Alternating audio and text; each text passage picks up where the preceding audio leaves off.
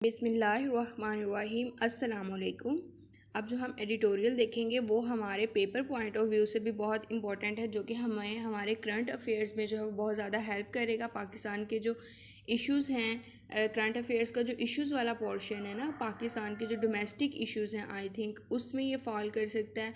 And then हमें English ऐसे में भी हेल्प कर सकता है अगर हमें कोविड-19 और एजुकेशन से रिलेटेड कोई ऐसे आ जाता है।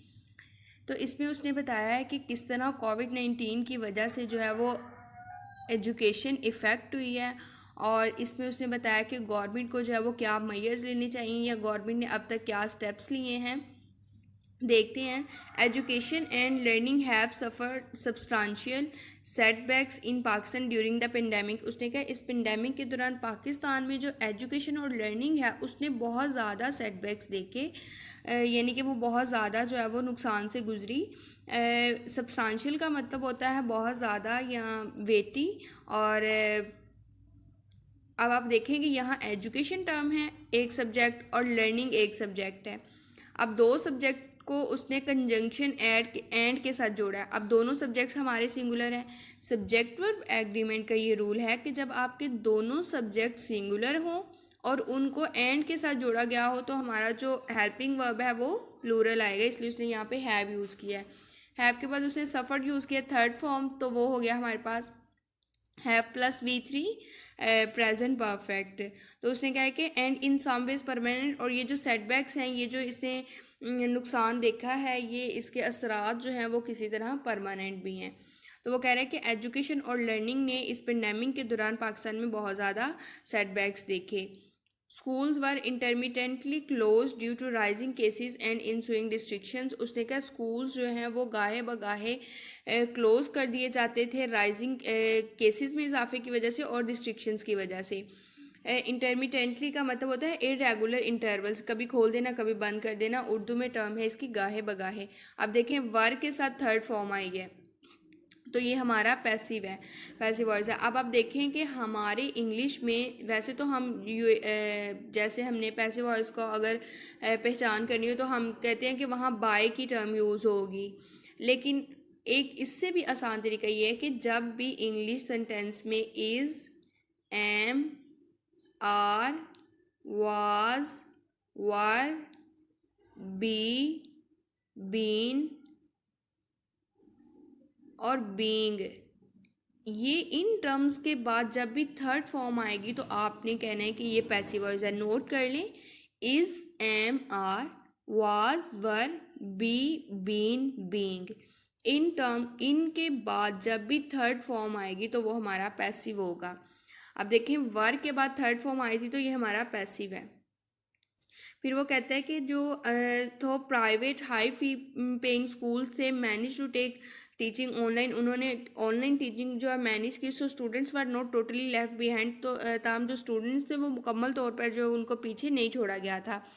Public and low fee paying schools missed out in a huge way. लेकिन जो पब्लिक और लो फी पेइंग स्कूल थे जिनकी फ़ीसें कम थी उन्होंने जो है वो बहुत बुरे तरीके से जो है वो इसको मिस किया, यानी कि वो ऑनलाइन टीचिंग को भी मैनेज नहीं कर सके। अब यहाँ मैनेज्ड आया है तो ये सेकंड फॉर्म है past indefinite.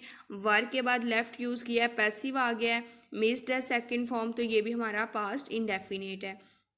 For these schools digital learning was and is simply not an option. उसने कहा इन स्कूल्स के लिए, यानी कि जो लो फी पेइंग स्कूल थे उनके लिए जो डिजिटल लर्निंग है, ऑनलाइन टीचिंग है, वो ना तो कोई ऑप्शन थी और ना ही कोई ऑप्शन है। वाज यानी कि ना पास्ट में थी इज़ और ना ही प्रेजेंट में है। फॉर मिलियंस ऑफ स्टूडेंट्स के लिए not only did learning and teaching not take place during the closure period. उसने कहा सिर्फ टीचिंग और लर्निंग ही जो है वो टेक प्लेस नहीं हुई इस क्लोयर पीरियड में।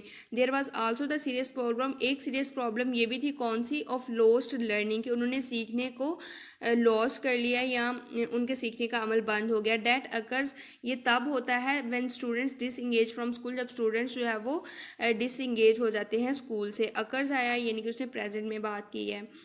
When students return to school, जब बच्चे जो हैं वो स्कूल्स वापस जाते हैं आफ्टर ईच क्लोयर, हर क्लोयर के बाद teachers confront lower levels of retention, teachers को जो है वो फेस करना पड़ता है। उनकी लोअर लेवल ऑफ रिटेंशन का मतलब होता है हाफजा या यादाश्त वगैरह, यानी कि वो कहता है कि जो वो पढ़ा होता है उन्होंने वो भूल चुके होते हैं। And have to reassess their expectations, और टीचर्स को जो वो अपनी एक्सपेक्टेशंस उम्मीदें जो वो री असेस करनी पड़ती हैं of how much a student can catch up, given कि स्टूडेंट को दिया जाता है वो कितना कैचअप कर सकता है। How badly schooling was affected, कितने बुरे तरीके से जो स्कूलिंग है वो इफ़ेक्ट हुई थी। फिर वो कहता है कंपाउंडिंग द प्रॉब्लम, अगर हम इस प्रॉब्लम को जो है वो समराइज करें, a World Bank estimate suggest that around 1 million children will drop out of school as a result of income losses during the pandemic. कह रहा है कि वर्ल्ड बैंक के एस्टिमेट के मुताबिक जो ये सजेस्ट करता है वर्ल्ड बैंक का अंदाज़ा कि 1 मिलियन चिल्ड्रन जो है वो स्कूल से ड्रॉप आउट होंगे, किस लिए, as a result of income losses, income में कमी की वजह से इस पेंडेमिक के दौरान।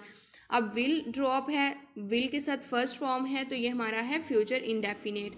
गिवन दैट 22 मिलियन, देखा जाए तो 22 million children are already out of school, पहले ही पाकिस्तान में जो है वो आउट ऑफ स्कूल है, स्कूलों से बाहर हैं। The additional drop out figure represent, जो एडिशनल ड्रॉप आउट फिगर है यानी कि 1 मिलियन जो उसने कहा मजीद ड्रॉप आउट हो जाएंगे, रिप्रेजेंट करती है एन इंक्रीज ऑफ ऑलमोस्ट 4.2%, के अब जो हमारा 22 मिलियन वाला फिगर था उसमें 4.2% मजीद इजाफा हो जाएगा। अ study conducted on the disruption of schooling during the 2005 earthquake in the northern areas, उसने कहा एक स्टडी जो कंडक्ट की गई थी स्कूलिंग की डिस्टर्बिंग पे, कब, जब 2005 में नॉर्दर्न एरियाज़ में अर्थक्वेक आया था, तो स्कूलिंग पे जो इफ़ेक्ट्स उसके हुए थे उस पर एक स्टडी कंडक्ट की गई। शोर, उसने ये दिखाया an entire cohort of students from 3 to 15 years of age at the time of disaster had low academic scores 4 years later. उसने ये दिखाया कि जो स्टूडेंट्स का ग्रुप था, कोहोर्ट का मतलब होता है ग्रुप, स्टूडेंट्स का ग्रुप, कौन सा ग्रुप, जिनकी एज जो है वो 3 से 15 साल थी, तो डिज़ास्टर के वक्त उन्होंने जो है वो उनका जो एकेडमिक स्कोर था वो लो रहा 4 ईयर्स लेटर, 4 साल बाद भी, डिस्पाइट, बावजूद इसके सब्सटेंशियल रेमेडिएशन एफर्ट्स, के बहुत सी एफर्ट्स की गई इसको जो है वो क्योर करने के लिए। The pandemic induced school closure, endemic, ये जो पेंडेमिक है इसने स्कूल जो है वो बंद करवाए। हैव ब्रॉड सिमिलर, ये जो पेंडेमिक की वजह से स्कूल जो उसने कहा बंद हुए हैं, विच हैव कोइंसाइडेड, जो कि 2 दफ़ा था इन 3 वेव्स के दौरान। हैव ब्रॉड सिमिलर, ये भी इसी तरह के असरात लाएगा। डिसरप्शन, हैव ब्रॉड सिमिलर इस डिसरप्शन, ये भी इसी तरह के असरात लाएगा। किस तरह के, जो ऊपर उसने बताया कि उनका जो एकेडमिक स्कोर था वो अगले 4 साल तक के लिए लो रहा।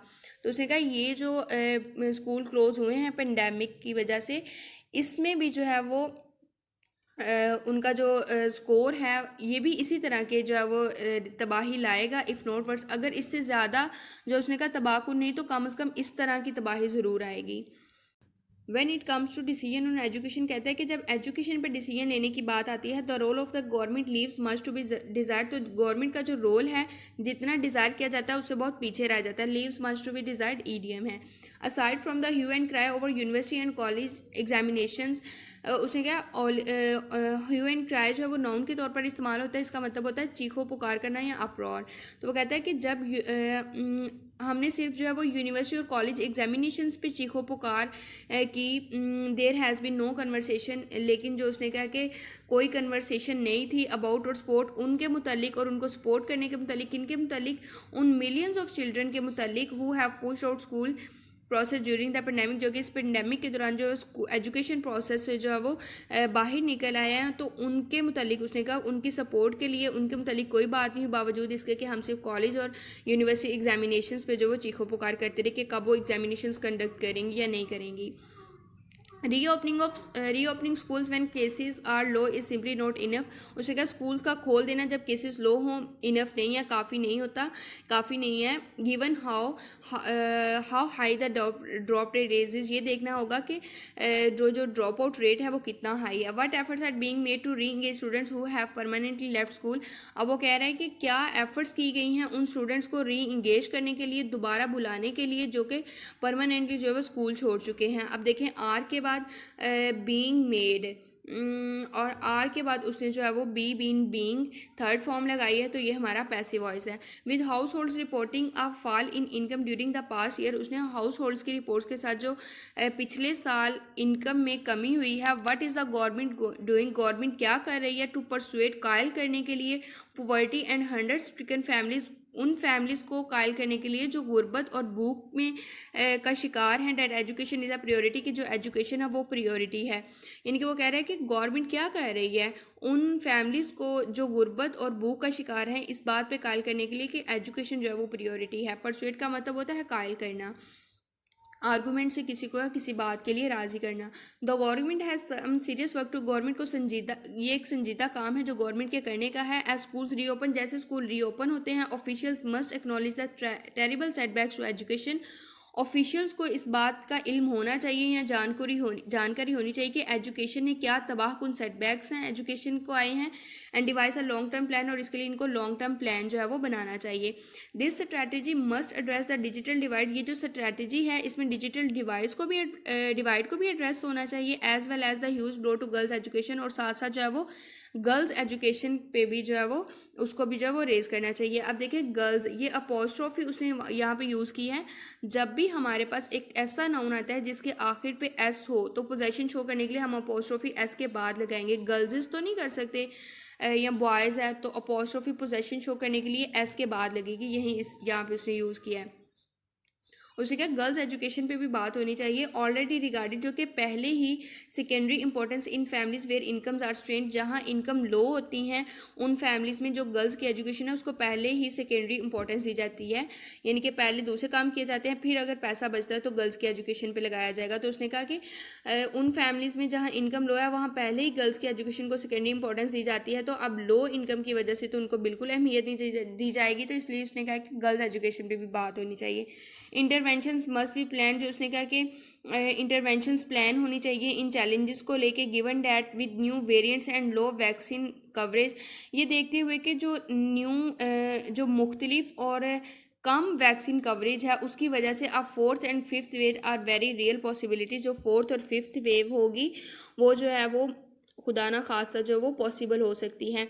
As the government mulls its next steps for the educational sector, उसने कहा जब गवर्नमेंट सोचती है, मल्स का मतलब होता है सोचना, जब पॉन्डर या गवर्नमेंट जब सोचती है एजुकेशनल सेक्टर में नेक्स्ट स्टेप पे सोचती है मैस वैक्सीनेशन, तो उसने कहा बहुत बड़े लेवल पे वैक्सीनेशन और testing must be rule out, इसको रूल आउट होना चाहिए इस बात को यकीनी बनाने के लिए जो भी कि फ्यूचर में अगर कोई भी तबाही आती है तो वो लर्निंग को जो है वो पुश ना करे किस तरफ, टूवर्ड्स एन इरिकवरेबल कोलैप्स, एक ऐसी तबाही की तरफ जो कि इरिकवरेबल होता है, यानी कि नाकाबिले तलाफ़ी। तो उसने कहा कि गवर्नमेंट को है बड़े लेवल पे टेस्टिंग और वैक्सीनेशन जो है वो करवानी चाहिए, ताकि फ्यूचर में अगर कोई तबाही आती है तो उससे लर्निंग जो है वो नाकाबिले तलाफ़ी नुकसान की तरफ पुश ना हो।